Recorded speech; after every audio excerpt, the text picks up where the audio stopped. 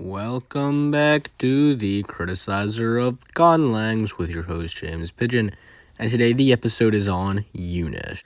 Unish was created by a dedicated team at Sejong University in 1996 to be the true world language.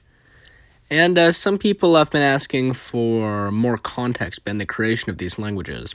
Sejong University was founded in 1940 in Seoul, Japanese Korea by Drs. Young-ha Chu and Ok-chukoi, originally a women's college, eventually grew to become a been in Japanese hands since 1910 after the ratification of the annexation. Seoul is actually known as Hwangseong starting in 1897. Land had actually been inhabited for a few thousand years following the first Paleolithic migration. In the beginning, God created the heavens and the earth. So, now that that's out of the way, the team's goal, as per Unish.net, quote, Unish stands for Universal Language, UN language, one language. The goals of Unish are to overcome such shortcomings as those mentioned above, to be developed into the easiest and fairest constructed language for speakers of any language, and be disseminated as such. A noble, if not fruitless goal, and from this, one could ascertain the main goals of the Unish language. Simplicity, commonality, and importantly, this will come up later, equality between speakers.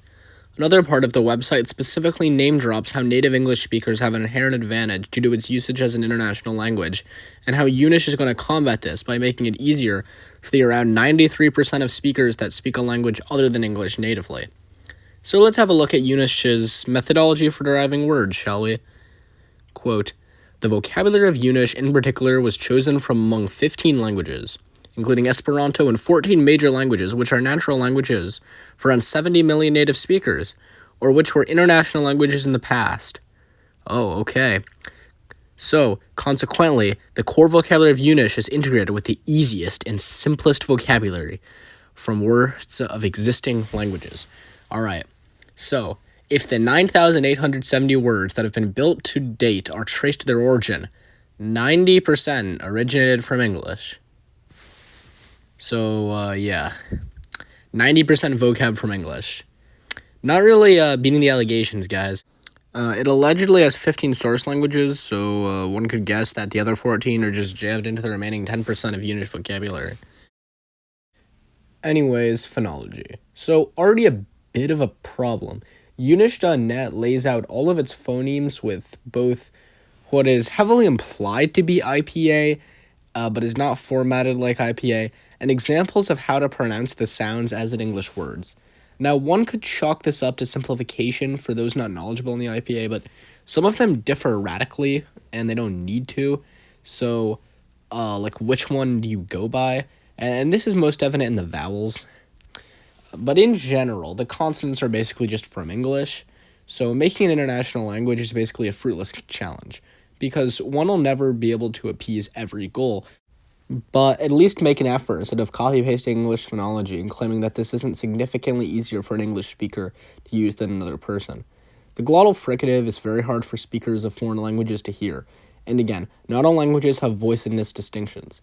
The weirdest choice was the rhotic, which in what is implied to be IPA but in square brackets instead of slashes, is marked as the alveolar trill, a common sound.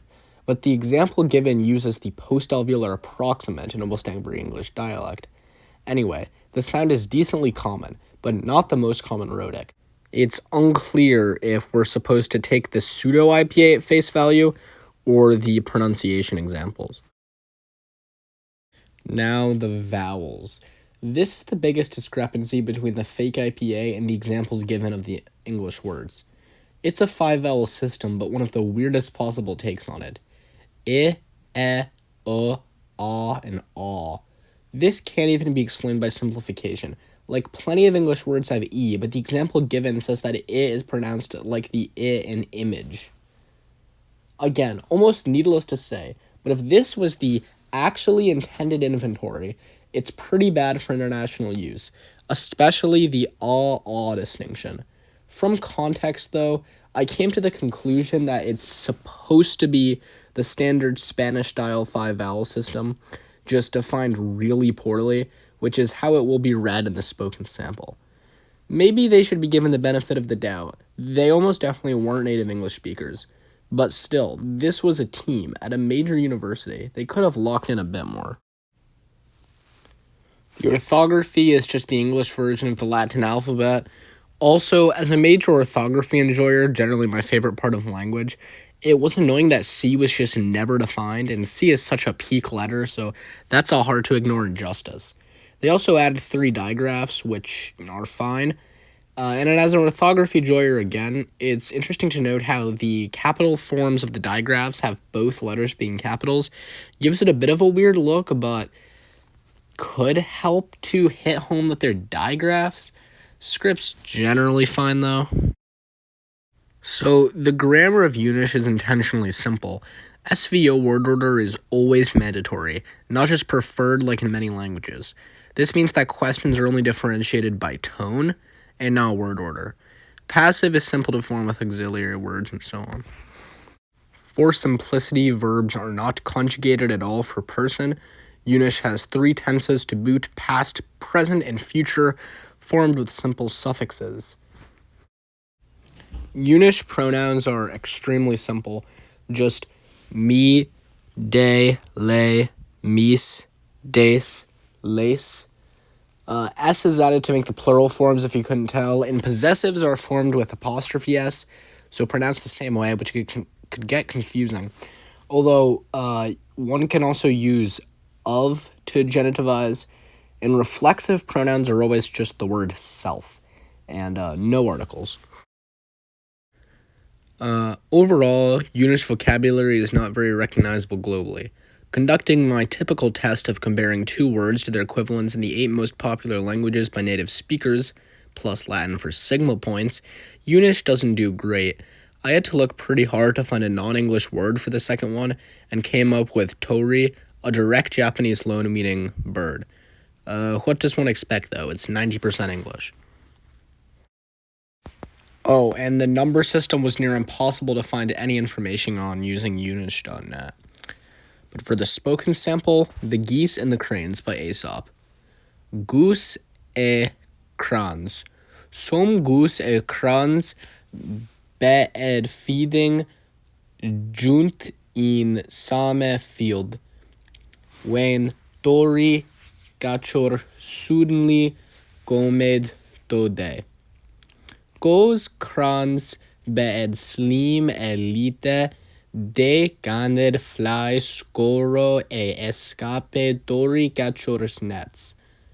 But goose non ganed escape easily, e al es captor goes de es overpeso.